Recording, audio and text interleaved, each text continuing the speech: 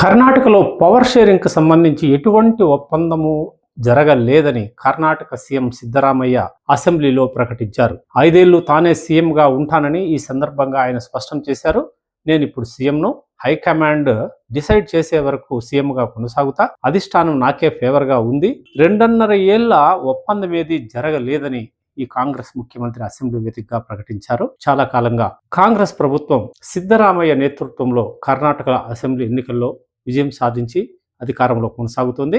అయితే ముఖ్యమంత్రి ఎంపిక సందర్భంగా 2.5 సంవత్సరాలు సిద్ధరామయ్య, మరో 2.5 సంవత్సరాలు అక్కడ పిసిసి అధ్యక్షుడిగా ఉన్న డికే శివకుమార్ ముఖ్యమంత్రి పదవిని పంచుకుంటారని అప్పట్లో వార్తలు వచ్చాయి. ఈ నేపథ్యంలోనే 2.5 సంవత్సరాలు పూర్తి చేసుకున్న సిద్ధరామయ్య ప్రభుత్వం వైదొలిగి డికే శివకుమార్ ప్రభుత్వం ఏర్పాటు అవుతుందని రాష్ట్రంలో పెద్ద రాజకీయ దుమారాలు చెలరేగుతున్న సమయంలో అసెంబ్లీ వేదికగా ముఖ్యమంత్రి సిద్ధరామయ్య స్పష్టతనిస్తూ ఈ ప్రకటన చేశారు.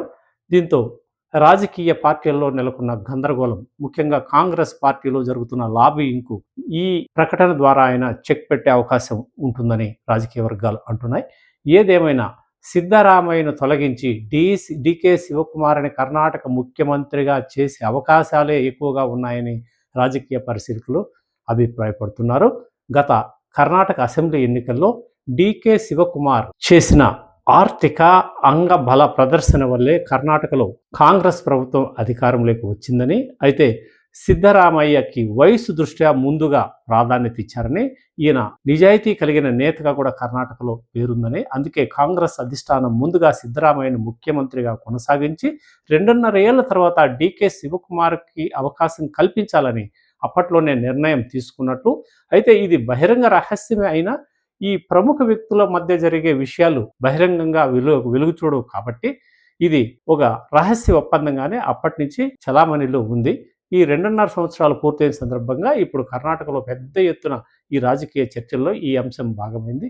ఏదేమైనా కర్ణాటక ముఖ్యమంత్రి సిద్ధరామయ్య రహస్య ఒప్పందం ఏదీ లేదని అసెంబ్లీ వేదికగా అబద్ధమే చెప్పాడా, లేదు ఈయన మార్చేస్తే ఆ ఒప్పందం నిజమే అని నిరూపితమవుతుందా అనేది కాలం నిర్ణయించాలని రాజకీయ వర్గాలు అభిప్రాయపడుతున్నాయి.